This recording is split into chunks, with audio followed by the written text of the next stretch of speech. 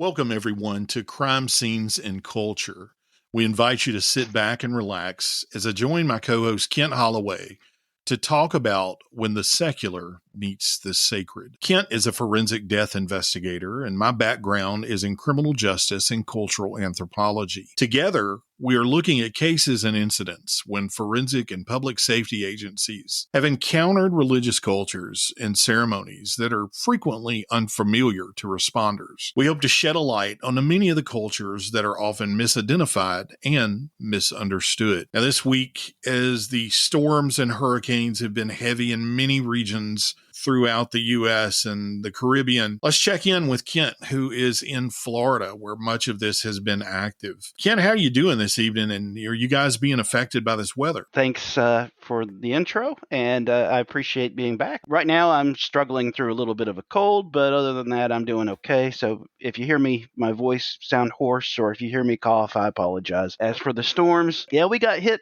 twice, actually, within weeks of each other. So it was pretty bad. Lots of flooding. We had roads that were basically crumbled into the sea, but they're all fixed now, thankfully. My house, however, both times wasn't really affected. So, feel blessed about that. That's great. Yeah. And let's definitely continue keeping in our thoughts those who are struggling through a lot of these storms. Absolutely. Kent, this evening, we're going to talk about something a little bit different. Now, when I say the word vampire to you, what images does this conjure for you?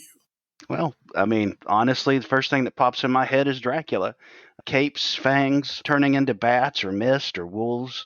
Basically, those are the typical impressions that the average person has. For me, it also conjures graveyards with cages over them to keep the undead from rising. Graves uncovered with spikes found driven into the rib cages of a skeleton, and bricks planted between upper and lower jaws, and even bodies buried face down so that they awaken and begin to dig their way out. They'll dig down instead of up. But I'm kind of a vampire nerd.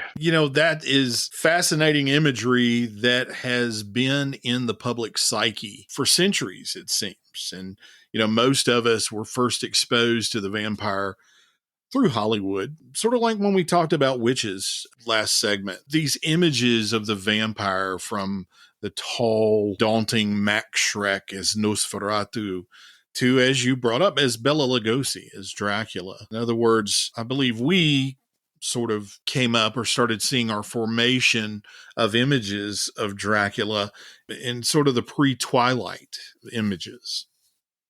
Absolutely. It's we see him. My favorite vampire of all time would be, I can't remember his name now, but from Salem's Lot. But the funny thing is, as a folklorist myself, I can tell you that the pop culture image of vampire has very little resemblance to the folkloric sources of these fictional vampires. Most myths about vampires focus on the spiritual aspect more than reanimated corpse angle.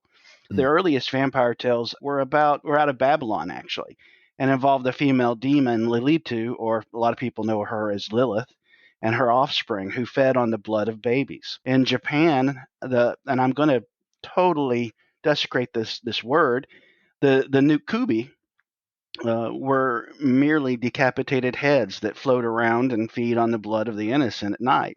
Every culture in this world has vampire myths, but I guess the vampires that most of us in the West know are related to the Slavic Europe. But even there, the vampires were usually mindless corpses inhabited by evil spirits, were never really viewed as anything remotely as charming as Bram Stoker's Dracula, or those other fictional vampires you talked about. Stoker's creation, however, took hold of our culture, and ever since then, the vampire has continued to evolve into a fanged, which is, I believe, a 20th century movie thing that happened. But basically, they've evolved into fanged antiheroes, a la the Vampire Lestat, and eventually, like you mentioned, the Twilight Saga. It's funny you say that about our, in our images of the vampire, the fangs that are typically the iconic symbol associated with the vampire. And looking back at the famous portrayal of Dracula from Bela Lugosi didn't have fangs. Right. That is a fascinating thing that I didn't know till recently. And they never showed him actually biting anybody. It was always implied. It was always, you knew what was happening, but the camera never actually saw his mouth bite down on the neck of a Mina Harker or anybody else. Interesting.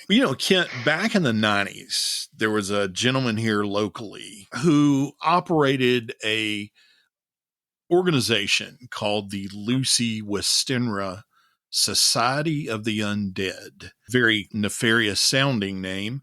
The organization was named after Dracula's first victim, Lucy, in Bram Stoker's Dracula. And we had a local juvenile officer get called because there was a young man who was found with a business card and I believe like a newsletter from this organization. And the aesthetics on the card were very gothic looking and kind of edgy looking. And there were, images of bats and skulls and things on some of the newsletter. And so I was advised, hey, you ought to go check this organization out and just kind of see what they're about. And so I drove up to this house. It was a small residential home in a crowded suburb locally. And I go knock on the door. And this guy comes to the door and he's a pretty tall gentleman. And I asked for the name of the director of the organization that was mentioned on the business card. And the man says, well, he's asleep. Well, it was 3 p.m, and I thought to myself, well, of course he's asleep. So a couple of days go by, and I go back to the house, and I knock on the door again. And as I'm waiting, I start hearing these footsteps and slow opening of the door, and there stands a small statured man, probably in his late 60s, early 70s. And his t-shirt was barely hanging over his body. He was rather frail. And he asked me very kindly, hey, can I help you? And I said, yeah. I said, I introduced myself and said I was looking for the leader of the Lucy Westenra Society of the Undead. And the guy kind of looks up at me and he goes, well, that's me. And he invited me in. Important for a vampire, by the way. That is correct. He invites me in and he shows me this huge collection of books and movies he has about vampires. And on his wall, he had a framed box that contained soil from Transylvania. Wow. And so he started explaining me his background and the organization. And the whole society actually turned out to be nothing more than a group of fans that kind of shared their interest and enjoyed escapism in the whole culture and lore of the pop culture vampire. Well, and it's funny, you mentioned that this takes place in the 90s. I guess it was around this time that even I became enthused with the whole vampire culture and groups such as what you're talking about here. Anne Rice's Vampire Chronicles were super popular at the time, and I was a huge fan. I think that the series of books probably single-handedly led to the resurgence of popularity with vampires again. I remember being on Prodigy. I don't know if you remember Prodigy, but it's pre-internet, and it was just where a bunch of people with computers got on and just chatted back and forth. And there were numerous vampire groups to be found, with many people at that time claiming to be, quote, real vampires.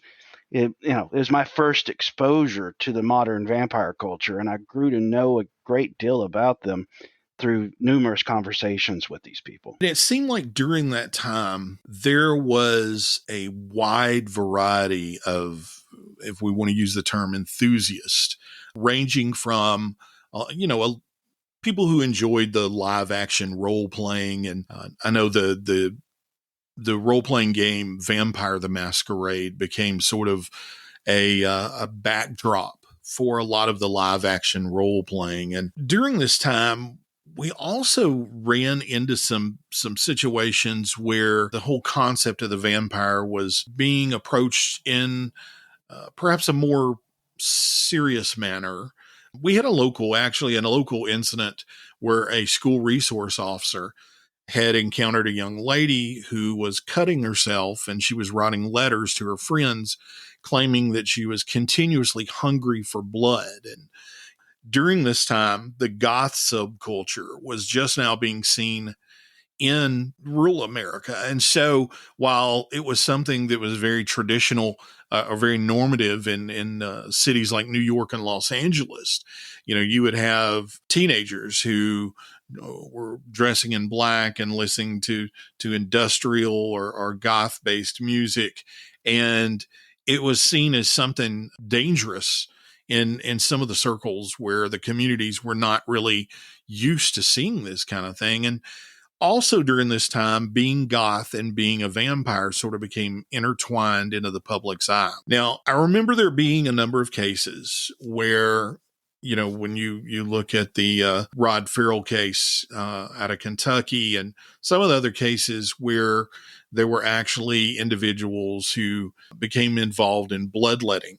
And authors like Catherine Ramsland wrote about this subculture, as it was being called, where there were large-scale vampire networks where not only spiritual practices were involved, but also the act of bloodletting. And there were various religious organizations like the Temple of the Vampire that began to send out advertisements to vampire magazines promoting spiritual teachings that use the vampire as sort of part of a pantheon of spirits. And along the way, there was a lot of confusion that occurred regarding the discovery of aesthetics related to specific sexual cultures around the world, cultures that might have participants that are into like blood fetish, BDSM communities where there's a lot of dark imagery. And as public safety agencies would encounter scenes involving some of this, and in some cases, sexual acts that may have led to an accidental death may have had like these dark aesthetics that in some cases were perceived as not only related to the vampire, but very cultish. And so there are a number of cultures that use the term and the imagery of the vampire. Tonight, we are privileged to have as a guest Lady Ann Selene. And Lady Ann Selene is a writer, radio host, and a vampire witch. She's the owner of KPNL Radio and the hostess of the Caravan of Lore.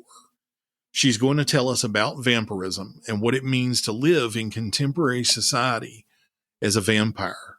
And as always, we are here to learn and hope you will stay with us here at Crime Scenes and Cultures. Lady Ann, thank you so much for being here and welcome to our show. Thank you so much for having me. It's an honor. Thank you. Lady Ann, we talked about legendary vampires. For a lot of us began in cinema. But the vampire goes further back than just Hollywood stereotypes. Can you tell us a little bit about vampires in world cultures?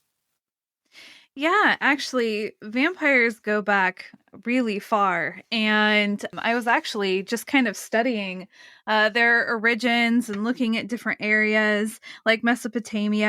And I was fascinated to kind of take this journey through learning about how there were there's a lot of different beliefs throughout the entire world where, to get rid of a vampire, you might stake its heart or you use holy water or crosses or what have you. And there are some that are more vampiric goddesses or gods and aren't necessarily entities, but things that they worshipped. And then, coming into modern day as well, it was fascinating to really come across let's see, how do I want to phrase it? Our medical sciences have changed so much. And in the beginning, the normal decomposition of bodies was misconstrued for a vampiric state.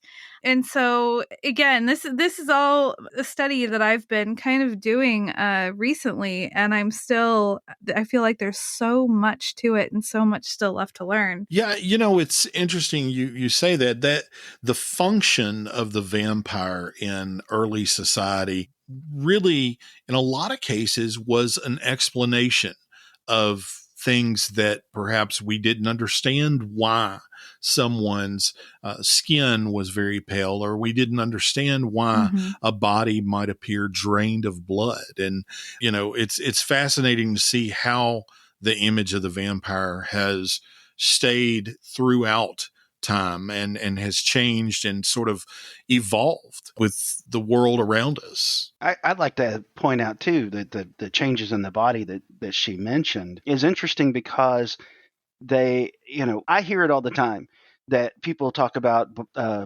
fingernails still growing and hair still growing on bodies. And actually, I can see why that illusion, and it is an illusion, it doesn't actually happen, could lead people to believe that somebody might be quote unquote undead. But, in fact, fingernails don't grow on a dead body. Hair doesn't grow on a dead body. It just has to do with the way the skin is deteriorating and the decomposition process is happening. But I can see where somebody might think that, hey, this person's dead, but he's still growing this stuff. Let's put a stake in his heart. Right. Well, and the other thing too that I had come across, and it gets a little gory, but with the gases that build up within the body and the way that it kind of the way that it moves with like the skin, and it'll smooth it out, so somebody who is older, their wrinkles aren't as present, and so they have this appearance of looking younger. Mm-hmm. Fascinating. Yeah, those those gases remind me of several stories that occurred when I was on our sheriff's department, and one of them involved a new detective that was told to look at a body where a gentleman had been smoking while in bed, and he fell asleep, and it ended up catching on fire. And I guess the supervisor had sent the new detective into the room where the body was. And as he was approaching the body, the gases in the body started making these moaning noises coming from the body. And so he immediately walked right back out of the room. So, and we hear those stories of. By the way, that happens. You don't even have to be burned. I remember one of the very first times I had an intern with me that we rolled a body over, and when you roll the body over, the gas escapes from its, the mouth, and it goes Mm-hmm. through the vocal cords.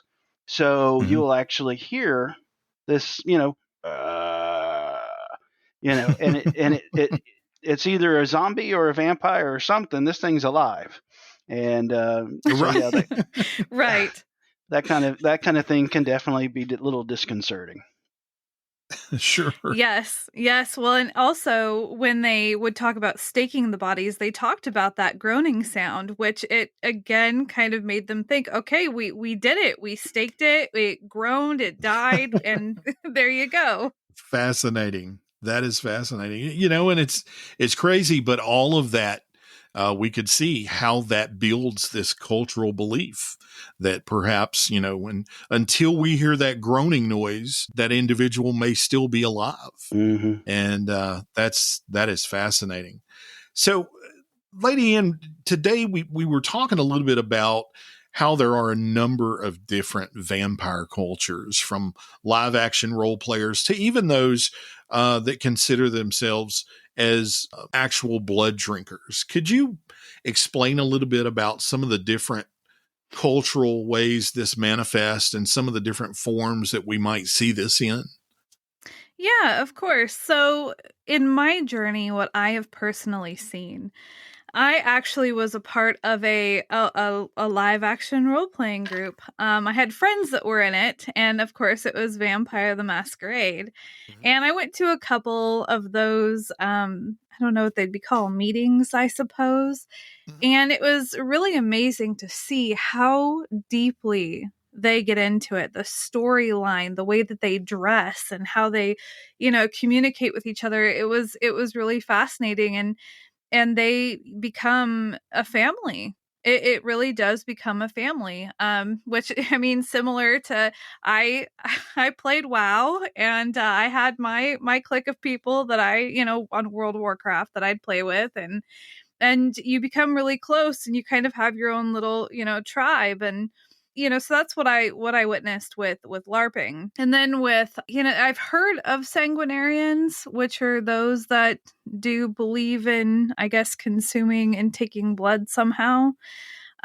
It's not something that I've ever been a part of, so I don't really have a lot of knowledge in it. I have never really studied it either, just because it's not anything that really has piqued my interest, and then there's a whole another world where you have people that are more of your, I would say, psychic energy type of vampires. And these are people that it's okay.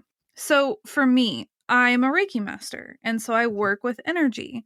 And so it's one of those things where you can sit with somebody and you can like hold hands, you can meditate, you can breathe together. And this is a form of like communion. This is a way that you guys can share and exchange energy. And that would fall more, because it's one of those things where a lot of people, when you hear the word psychic vampire or energy vampire, they immediately think, oh my gosh, it's one of those type of people who are extremely negative, and then they'll go out and create negativity and negative energy, bad moods, and then they feed off of that. That's totally not, that's something separate. Absolutely. I think, with psychic vampire, that what immediately comes to mind is, that when I was teaching at a college, that student that came in to complain every day, or, that particular employee who always had some kind of chaos. And when they would enter the room, you might have a lot of energy and joy that day, but when they left the room, you certainly were sucked dry. And so that a psychic vampire in that regard, yes, I'm very well familiar with. And if you ever watch the TV show What We Do in Shadows, they have one of those negative psychic vampires Yes. on there that, he loves to bore people with stories so that he can drain them dry. So Right. But that's a total different thing than what we're talking about. Yeah. As far as Exactly. And Lady Ann, what you are sharing about your tradition. Mm-hmm.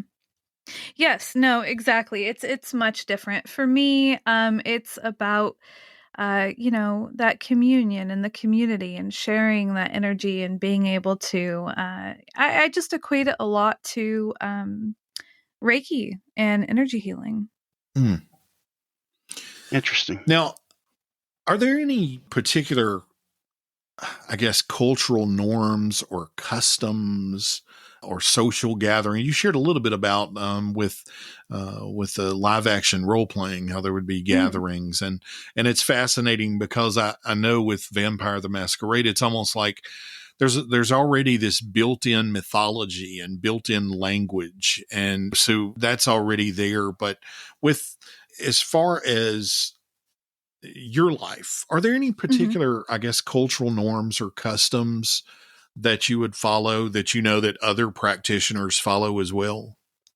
Sure. Yeah, there's a couple. One of them is when you are greeting somebody else that is within your community, somebody that you recognize that is like you. One of those is to curtsy or to bow as opposed to shaking hands or giving hugs. Another is, sitting around the table and eating together. That's really important. Sharing that time and sharing that conversation. Kind of think old world romance, and that's kind of the energy that I think permeates my life and my experience with others. Fascinating. So what could you tell us about some of the, I guess, the social organization of some of the different vampire cultures, and maybe even ones that you're not familiar with? Have you seen this in the form of churches or temples or spiritual houses? So for me personally, the only thing that I've been exposed to is, so my fangs are from Father Sebastian. He's the one who made them. And Father Sebastian puts on what they're called endless night events. So these are events that happen in New Orleans, I think New York, California, and I can't recall where else. But these are beautiful gatherings where everybody can come and gather that identify this way. And there's music and there's dancing and there's, community, and it's beautiful. I haven't been able to attend one yet, but it's definitely, top on my list. Yeah, I have seen. In fact, there's a metaphysical writer that I follow on Facebook, and she, I believe, had attended one recently in New Orleans, and Oh, really fascinating gatherings. The aesthetics. It looked like it was within vampire traditions. We know that the concept of bloodletting and blood consumption even is very controversial. And while it may be considered unconventional for those outside of the community, in many cases it's frequently misunderstood. Can you help us understand how someone is selected as a donor versus hmm. being a quote victim in ways that we may see a practitioner obtaining blood from that particular person? Is that Right. practice, is it forced or is it voluntary? So I like to use other things to try to explain certain things. So we're going to dive into the world of BDSM here. Okay. And you have your submissive and you have your dom. A submissive, she or he, goes to the dom, and it's a gift when you are submitting. Hmm. That is a gift that you are giving to your dom. And so I would assume now, because I am not a part of any kind of sanguinarian, nor have I studied it, but I would assume when you look at the word donor, that it would be the same thing, that the donor would be going to the vampire and submitting that, that to them, giving them that gift, Hmm. is how I would look at it. Yeah, and that's been my experience in speaking with some of the practitioners who consider themselves sanguinarians, is that it's a voluntary, in many cases considered a spiritual act. Right. And that I've seen in some cases where the blood may be exchanged. It may be through a bite, or it may be through obtaining blood through using a needle and things like that. But it seems to be, the majority of times, it seems to be a voluntary act, and not something that's just done in a almost savage manner. Right. That there's sort of a nomenclature to it. There's sort of a technique to it, and it's not, let's just see somebody on the dance floor and decide we're going to violently attack them and take their Right. blood. Kent, I knew you were curious a little bit about the use of fangs in the vampire culture. Yeah, Lady Ann mentioned her fangs coming from what was it, Father Sebastian? Um, Yes. so I was kind of curious. When we think of vampires, we do think of fangs, and Tony and I were talking little while ago about the fact that fangs are relatively new to the concept of vampires, but it's really important in our social conscious right now. As far as fangs, vampires, fangs go hand in hand. I know there's a number of fangsmiths in the vampire traditions, like Father Sebastian. What can you tell us about fangs and the practice of even obtaining them? Okay, so I'll kind of tell you a little bit of my personal story. This was back in 2005. And I remember, I'm going to date myself here a little bit, going back to those old school AOL chat rooms and everything. The I good sounding remember, modem noise. yes, exactly, dial up. And I remember I had watched Interview with a Vampire, and I was just so transfixed. And I ended up that, there were some little like vampire games online and stuff, and then, enter the chat rooms. And there was somebody that I had actually met through an AOL chat room.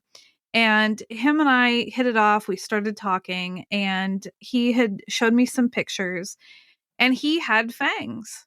And I couldn't believe it. I had never heard of that before. And I was like, "Are they real? Like how do those go in your mouth? What is this?" And his were actually done by an actual dentist, and so they were permanent. And I was just like, wow, I knew in that moment that I always wanted to have a pair of my own. So throughout, life and different dentists, because I've moved around a little bit, I had asked them, and nobody really, of course, they looked at me like I had two heads, and they were just like, "What are you talking about? We don't do anything like that here." And so it wasn't until 2 years ago, after I had really kind of, I've been in the paranormal community, and I've had my podcast and everything, that I learned about Father Sebastian. And I was like, "Oh, okay, so he does this kind of a thing." And I was looking at his website, and I was like, "Man, I really want a pair of my own fangs." And so I went for it, and I ordered a pair. And this is during the pandemic, so we were able to do the mail-in kind. So that was really neat to have the kit mailed, and then we did it was called a fanging appointment. So it was like done over Zoom, and because now I Wow. was a dental assistant for a while myself, and you have to, when you're doing a dental impression, you want to make sure that it's even, and he, after you have pressed the mold, then you show it to him to make sure that it's been done correctly, and then you mail it off, and then your fangs were mailed back. And there is kind of this transformation that takes place when you put your fangs on. When you're somebody who is identified as a vampire, because and I'm actually kind of writing a book about this as well, that the differences, I've always been a child of the night, if you will. I always feel so much more alive at night, and working with energy, and having that love for vampires and vampire culture, and the beauty and aesthetic of them. When you stand in the mirror and you put your fangs on for that first time, and you see yourself as what you identify with, there is this blossoming, this transformation that takes place, and you feel more whole. You feel more you. Hmm. And so it's a beautiful process. I've got That a follow up to that question actually before Yes. you go, Tony. And actually, it's going to be I'm going to have two questions here because I thought of something I wanted to ask, and outside of that too. But about the fangs. Now, you're not a sanguinarian, so I understand that. Mhm. But are a lot of these fangs designed for penetration into the skin in order to get blood, or is it basically for show? The second question that I want to ask too, and I'm curious about this is, and I'm not asking you where you live or anything like that, but were you from larger communities, like larger cities, or more of from a rural background? I'm kind of curious as to, being involved in this kind of thing. You were talking about your dentist looking at you kind of funny. I'm kind of Yeah. curious about how more rural areas would essentially look at somebody like yourself who identifies as a vampire, and how you may be treated Right. and that kind of thing. So, Of course, of course. So, to answer your first question about the fangs and how they're made, it's just to wear them. They have no purpose in trying to penetrate anybody's skin or to do anything of that nature. It is just to wear like you would a pair of glasses. okay. um and then as for your second question, it's funny because so I'm from a tiny town. I'll tell you that. I remember when our stoplight was put in. And the one. the one, yes, and we still only have the one. And when I was talking to that guy online, when I very first heard about all of this, he was actually down in Los Angeles.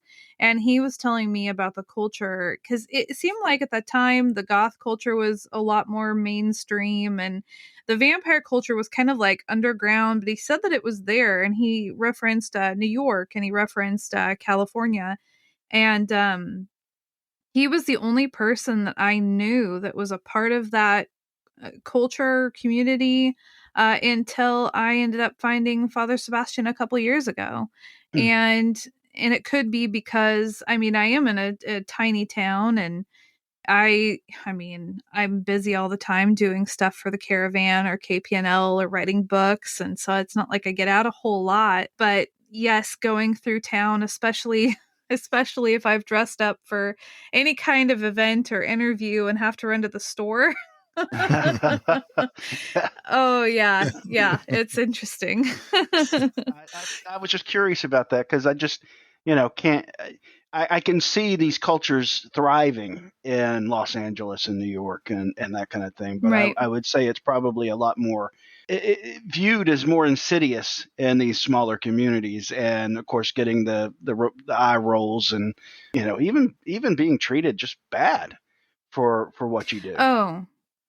Oh yeah, no, I mean, take the vampire thing out of it and just put the caravan on there or just KPNL or having a tarot card deck. It's Mhm. definitely one of those things where my kids' friends' parents have I mean, they don't want there's some kids' parents that don't wanna be friends with my kids because Mm. of what I do, or, the other kids are like, "Well, I really don't want your mom to come inside the house. Can your mom come outside?" Wow. Because I do have, stuff in my living room, that has books written from all kinds of people within our community, and, stuff from the caravan and KPNL, like the logos and different things like that, or Robert, the haunted doll, if you've ever heard of him. And people are terrified. I could be technically the town witch. Ugh. Well, and that's one of the things we want to do with this show is to let the world know that, we're all human. We may have a different way we worship. We may have a different lifestyle we live, but we're all human. And although you may be unfamiliar with a culture that you encounter while doing your job, understanding that we all have our own cultures, and just because something appears unconventional or non-traditional does not mean that there's necessarily anything insidious involved in it. Although, Kent, I tell you, I think I've realized I may have been a blood drinker at one time. Uh-oh. But back in elementary school, when they'd give you those plastic Dracula teeth, Yeah. they would tear my gums up. And I would end up with a mouthful of blood, whether I wanted it or not. But those were not good things back in the Mhm. day. So, but in all seriousness, as when we talk about a crime scene investigator, Lady Ann, doing a scene walkthrough, when they encounter different sacred artifacts, and you and I have talked about how there may not necessarily be a set artifact that is found in a particular sacred space of an individual who is part of the culture. How should they treat artifacts that they may encounter? And are there any challenges or dangers to unnecessarily handling artifacts? Well, my main thing is when you enter anybody's house, you're supposed to take off your shoes. Okay, you definitely want to show respect because this is not your home, Right. and if you're in there and you haven't and there it's a crime scene, that needs even more respect, Mm. and you don't want to just go in and pick things up and move things around because in many traditions different little things could mean something really big. You could have two crystals sitting next to each other. You could have a necklace around a statue. There's even certain crystals that if you touch them, like if let's say you washed your hands and then you went and handled it, certain crystals, water will deteriorate. It'll make it go away. So you want to be respectful to all these items because they mattered to that person, and now that person is deceased. And Okay. yeah. Yeah, I mean, and I'm the guy who typically will go into a lot of these scenes, and I can tell you, typically, in my experience, we do try to respect houses. Walking in, taking our shoes off isn't something we would typically do, but I will Right. tell you. But I was telling Tony earlier today when we were talking about this particular podcast that a lot of times, I would see a crystal. Now I'd be, everybody's going to be wearing gloves, so you're not going to get the hands. But I'm going to see a crystal. I'm going, hey, what's that? And pick it up, and without any even a consideration of that this might be some kind of a religious or cultural artifact that may have some significance. It's just more out of ignorance and curiosity. And this is like Tony was saying a few minutes ago. This is exactly why we do this podcast. Is in my particular field, I am trying to get the word out to other death investigators. I am trying to get the word out to other homicide detectives or whoever else that about these different cultural ideas and faiths and artifacts that we may encounter. So it's that fascinated me just talking about the crystals because it's just one of those things where I would never, it just wouldn't even occur to me. So now I know. Right. Well, and it's one of those things too where I can understand. So I was in search and rescue, and I was going to go over into the police force, but after taking postmortem classes and some of the recent cases that some of the people had gone on, I decided to go over into the Air Force instead. Mm. But I understand that in that moment when you're doing a walkthrough of a crime scene, which I had done before, you're not always necessarily going to step back and really look at the bigger picture with, let's say you found this crystal. Well, what else was around it? Before you touch it, what else was around it? Were there pictures? Were there, like, you know what I mean? So before Mm-hmm. you're just reaching down and grabbing something, which I know can be hard because, like, in search and rescue, we were looking for really small things. We had more tunnel vision and we weren't like stepping back looking at the bigger picture. So that would be my thing is before picking up anything to definitely stop and And see that's what else is around it. a great point because I can tell you when I walk into a scene, my eyes are straight ahead at the dead person on the floor. Right. And unless I walk into a room that is painted black with black curtains and I'm not thinking vampire here. I'm not thinking and there's a certain image that comes into our Mhm. head and a certain bias that goes with that. So if I walk into a very cheerful room with nice rose carpet and a white couch and beside that couch is it's just not something I'm going to think about. So what you just said Right. really hits home with me. Oh, good. We talk about sacred spaces and then we talk about our bodies. Many of us are adorned in jewelry that reflects our culture.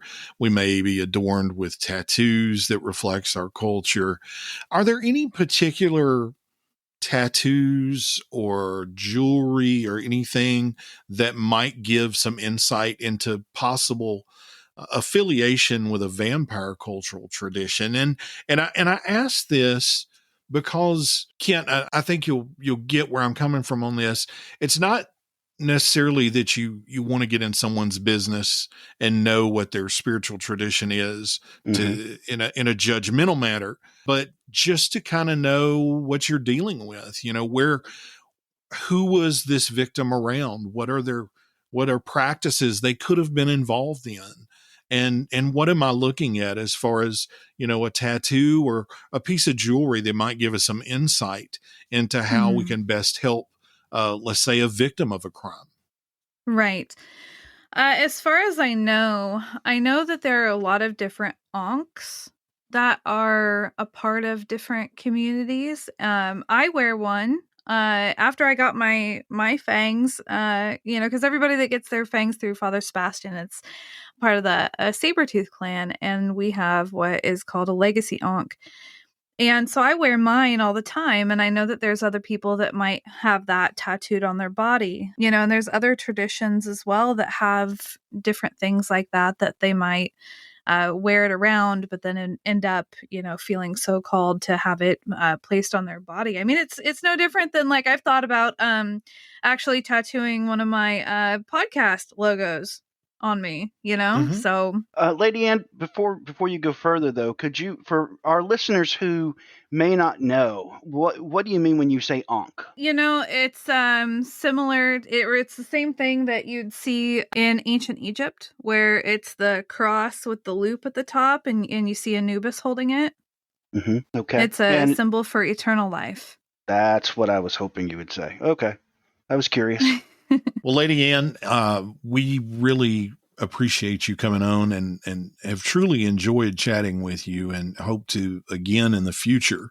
We are here to learn and here to share what folks like you can teach us. And would you tell folks how they can find you? Well, thank you so much, first of all, for having me on. Truly, it's been an honor. And I feel really lucky to be able to talk on this subject, because I know that there is a lot of fear and misconceptions when it comes to vampire and vampire culture. So thank you for that opportunity. Second of all, where can they find me? Well, KPNL Radio is across the board everywhere. So you can just type in on Google or Facebook or Instagram or Twitter, KPNL Radio. Same thing with the Caravan of Lore. And then for me, I'm under Ann Selene on Facebook. And then if you want to email me, let's do kpnlradio@gmail.com. Well, Lady Ann, do you have any parting words for our folks? Oh, goodness. I've never been one for parting words. Okay. Well, that is quite okay. Ken, how about you? No, I've just had a actual blast, and I just appreciate Lady Ann being here and sharing with us about this, because it's been absolutely fascinating. And I know just from commenting about this interview tonight from on my Facebook page that people are really interested in this, and they want to know the truth, and I want them to know the truth. I want them to know about these things, that they don't have to be afraid. They don't, they're not going to be attacked in the dead of night by the this culture. And so I just appreciate you coming here and just being such a very well, you've made my night. Let me just put it that way. Aw, thank you. Mm-hmm. Thank y'all so much. And that's going to do it for our second episode of Crime Scenes and Cultures, where we try to demystify the mysterious. And from Ken and I, we bid you farewell till next time.